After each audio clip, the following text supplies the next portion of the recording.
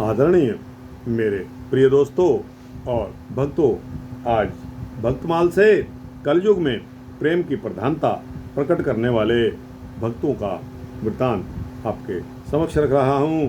दोस्तों, भक्तदास एक भूप श्रवण सीता हर कीनो, मार मार कर खड़ग बाज सागर में दीनो, नरसिंह को अनुकरण होए हिरनाकुश मार्यो, वह भयो दशरथ राम बिछुरत तन छार्यो।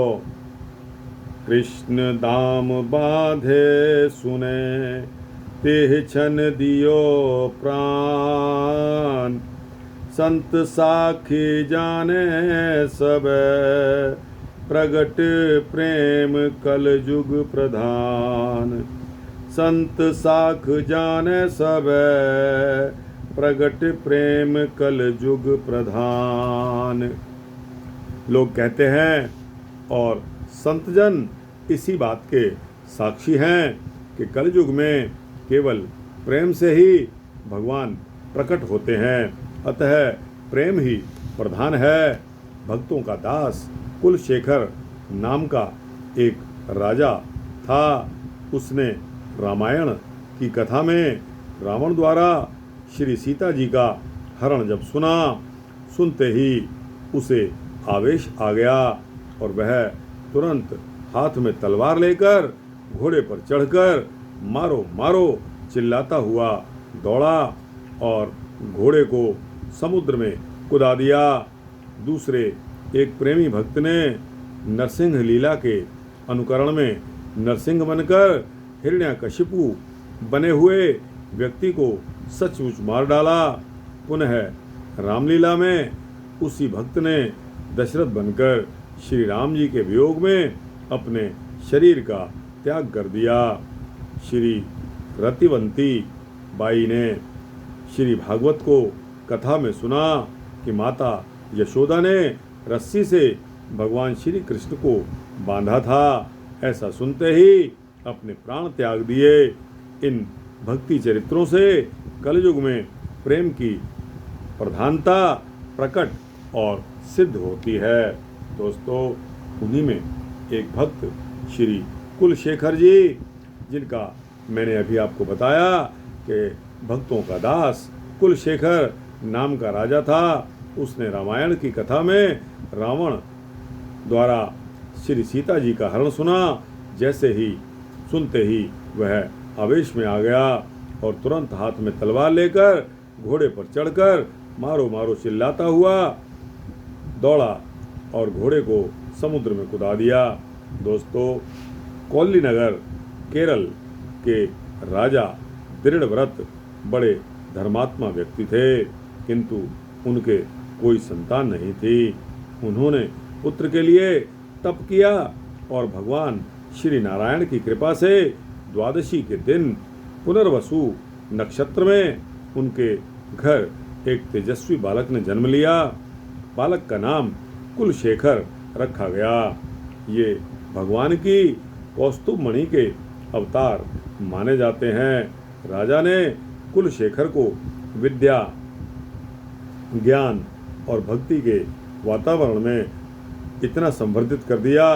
कुछ ही दिनों में कुलशेखर तमिल और संस्कृत भाषा में पारंगत हो गए और इन दोनों प्राचीन भाषाओं के सभी धार्मिक ग्रंथों का उन्होंने अवलोकन कर डाला। उन्होंने वेद वेदांत का अध्ययन किया और 64 कलाओं का ज्ञान भी प्राप्त किया। इतना ही नहीं, वे राजनीति, युद्ध विद्या, धनुर्वेद, आयुर्वेद, गांधर्व वेद तथा नृत्य कला में भी प्रवीण हो गए। जब राजा ने देखा कि कुलशेखर सब प्रकार से राज्य का भार उठाने में समर्थ हो गए हैं, तब कुलशेखर को राज्य सौंपकर वे स्वयं मोक्ष मार्ग में लग गए। कुलशेखर ने अपने देश में राम राज्य की पुनः स्थापना की। प्रत्येक गृहस्थ को अपने अपने वर्ण और आश्रम के अनुसार शिक्षा देने का समुचित प्रबंध भी किया। उन्होंने व्यवसायों तथा उद्योग धंधों को सुव्यवस्थित करके प्रजा के दारिद्र्य को दूर किया। अपने राज्य को धन, ज्ञान और संतोष की दृष्टि से एक प्रकार से उन्होंने अपने राज्य को स्वर्ग बना दिया था। यद्यपि वे हाथ में राजदंड धारण करते थे, परंतु उनके हृदय से भगवान विष्णु के चरण कमलों को दृढ़तापूर्वक पकड़ रखा था। उनका शरीर यद्यपि सिंहासन पर बैठता था, परंतु हृदय भगवान श्री राम का सिंहासन बन गया था। राजा होने पर भी उनकी विषयों में तनिक भी प्रीति नहीं थी। वे सदा यही सोचा करते थे कि वो दिन कब होगा जब ये नेत्र भगवान के त्रिभुवन सुंदर मंगल विग्रह का दर्शन पाकर कृतार्थ होंगे। मेरा मस्तक भगवान श्री रंगनाथ के चरणों के सामने कब झुकेगा। मेरा हृदय भगवान पुंडरीकाक्ष के मुखारविंद को देखकर कब द्रवित होगा, जिनकी इंद्र आदि देवता सदा स्तुति करते रहते हैं। ये नेत्र किस काम के हैं यदि इन्हें भगवान श्री रंगनाथ और उनके भक्तों के दर्शन नहीं प्राप्त होते। भक्त की सच्ची पुकार भगवान अवश्य सुनते हैं। एक दिन रात्रि के समय भगवान नारायण अपने दिव्य विग्रह में भक्त कुलशेखर के सामने प्रकट हो गए। कुलशेखर उनका दर्शन प्राप्त करके शरीर की सुध बुध खो बैठे। उसी समय से उनका एक प्रकार से काया पलट हो गया। वे सदा भगवत भाव में लीन रहने लगे। उनका सारा समय सत्संग, कीर्तन, भजन, ध्यान और भगवान के अलौकिक चरित्रों के श्रवण में व्यतीत होता था। उनके इष्टदेव भगवान राम थे और वे दास्य भाव से उनकी उपासना करते थे। दोस्तों और भक्तों, एक दिन वे बड़े ही प्रेम के साथ श्री रामायण की कथा सुन रहे थे और प्रसंग यह था कि भगवान श्री राम सीता जी की रक्षा के लिए लक्ष्मण को नियुक्त करके स्वयं अकेले खरदूखण की विपुल सेना से युद्ध करने के लिए उनके सामने जा रहे हैं। पंडित जी कह रहे थे, 14 सहस्त्राणि रक्षसा भीम कर्मणाम एकश्च रामो धर्मात्मा कथम युद्धो भविष्यति। अर्थात धर्मात्मा श्री राम अकेले 14,000 राक्षसों से युद्ध करने जा रहे हैं। इस युद्ध का परिणाम क्या होगा। कुलशेखर कथा सुनने में इतने तन्मय हो रहे थे कि उन्हें यह बात भूल ही गई थी कि यहाँ रामायण की कथा हो रही है। उन्होंने समझा कि भगवान वास्तव में खरदूषण की सेना के साथ अकेले ही युद्ध करने जा रहे हैं। यह बात उन्हें कैसे सहन होती। वे तुरंत कथा से उठ खड़े हुए। उन्होंने उसी समय शंख बजाकर अपनी सारी सेना एकत्र कर ली और सेना नायक को आज्ञा दी कि चलो हम लोग श्री राम की सहायता के लिए राक्षसों से युद्ध करने चलते हैं। जो ही वे वहां से जाने के लिए तैयार हुए, उन्होंने पंडित जी के मुंह से सुना कि श्री राम ने अकेले ही खरदूषण सहित सारी की सारी राक्षस सेना का संहार कर दिया है। तब कुलशेखर को शांति प्राप्त हुई और उन्होंने सेना को लौट जाने का आदेश दिया। दोस्तों, यह वृतांत श्री प्रियादास जी के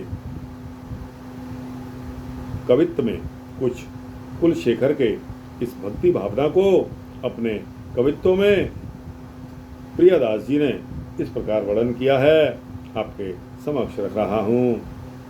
संत साखी जाने कलिकाल में प्रगट प्रेम भड़ोई,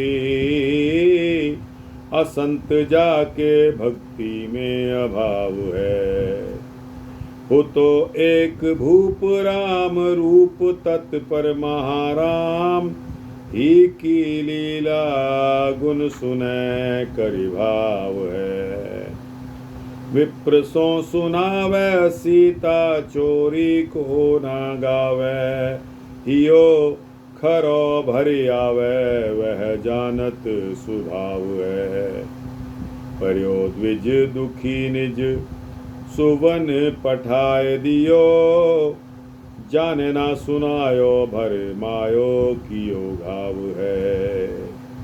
मार मार करी कर खड़ग निकास लियो, मार मार करी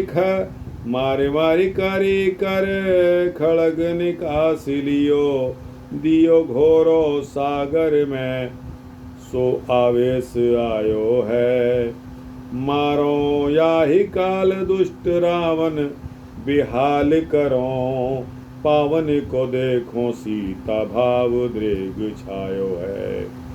जानकी रवन दो दर्शन दियो आन बोले, जानकी रवन दो दर्शन दियो आन बोले, बिन प्राण कियो नीच फल पायो है। सुने सुख भयो गयो शोक हृदय दारुण, जो रूप को निहार नयो फेर के जीवायो है। सुन सुख भयो गयो शोक हृदय दारुण, जो रूप को निहार नयो फेर के जीवायो है। भक्ति का मार्ग भी बाधाओं से शून्य नहीं है। मंत्रियों और दरबारियों ने जब ऐसा देखा कि महाराज राजकाज को भुलाकर दिन रात भक्ति रस में डूबे रहते हैं और उनके महलों में 24 घंटे भक्तों का जमावड़ा रहता है, तब उन्हें यह बात अच्छी नहीं लगी। उन्होंने सोचा कोई ऐसा उपाय करना चाहिए जिससे राजा का इन भक्तों की ओर से मन फिर जाए, परंतु यह कैसे संभव था। एक दिन की बात है, राज्य के रत्न भंडार से एक बहुमूल्य हीरा गुम हो गया। दरबारियों ने कहा, हो न हो यह काम उन भक्त नामधारी धूर्तों का ही हो सकता है। राजा ने कहा, ऐसा कभी नहीं हो सकता। मैं इस बात को प्रमाणित कर सकता हूँ कि वैष्णव भक्त इस प्रकार का आचरण कभी नहीं कर सकते। उन्होंने उसी समय अपने नौकरों से कहकर एक बर्तन में बंद कराकर एक विषधर सर्प मंगवाया और कहा, जिस किसी को हमारे वैष्णव भक्तों के प्रति संदेह हो वह इस बर्तन में हाथ डाले। यदि उसका अभियोग सत्य होगा तो सांप उसे नहीं काट सकेगा। उन्होंने यह भी कहा कि मेरी दृष्टि में वैष्णव भक्त बिल्कुल निरपराध हैं, किंतु यदि वे अपराधी हैं तो सबसे पहले इस बर्तन में मैं हाथ डालता हूँ। यदि वे लोग दोषी नहीं हैं तो सांप मेरा कुछ भी नहीं बिगाड़ सकता। ऐसा कहकर उन्होंने अपना हाथ झट सांप वाले बर्तन में डाल दिया और लोगों ने आश्चर्य के साथ देखा कि सांप अपने स्थान से हिला तक नहीं, वह मंत्रमुग्ध की भांति ज्यों का त्यों बैठा रहा।